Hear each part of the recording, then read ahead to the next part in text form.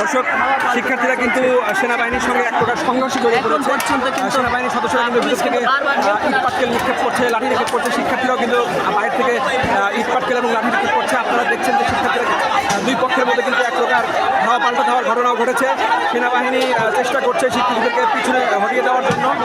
একই সঙ্গে শিক্ষার্থীরা কিন্তু গেট খুলে রাখার আপ্রাণ চেষ্টা করছে। অর্থাৎ দুই পক্ষের মধ্যে কিন্তু এই বিষয়টি নিয়েই মূলত হচ্ছে সংঘর্ষ বেঁধে গেছে। কিন্তু ধাওয়া দিয়ে শিক্ষার্থীরা কিন্তু পিছু হটেছে।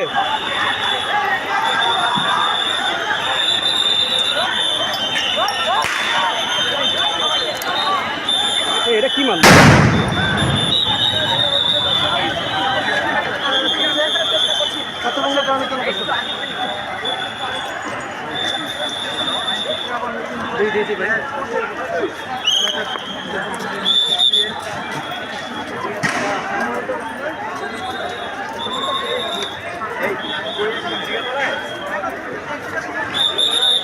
এই এক জায়গা থেকে নেন ভাই, এই সবাই একসাথে থাকেন, সবাই এক জায়গায় থাকেন। সেনাবাহিনী দর্শক, আমরা দেখলাম যে এই মুহূর্তে দুটি ককটেল কিন্তু বিস্ফোরণ ঘটানো হয়েছে। একজন সেনা সদস্যকে আমরা দেখছি যে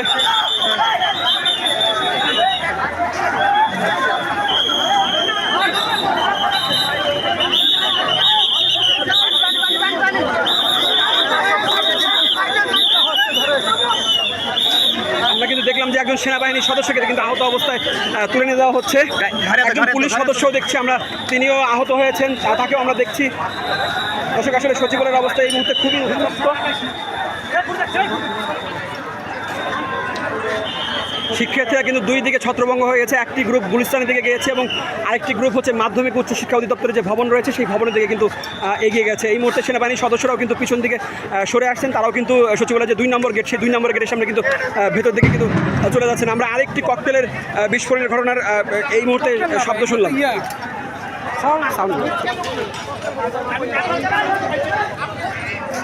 দুঃখিত দর্শক, সাউন্ড গ্রেনেড, 3টি সাউন্ড গ্রেনেডের বিস্ফোরণ আমরা দেখেছি। একটি হচ্ছে গুলিস্তানের দিকে বিস্ফোরণের ঘটনা, সাউন্ড গ্রেনেড ফাটানো হয়েছে এবং আর 2টি হচ্ছে করা হয়েছে আপনার মাধ্যমিক উচ্চ শিক্ষা অধিদপ্তরের যে ভবনটি সেই ভবনের দিকে।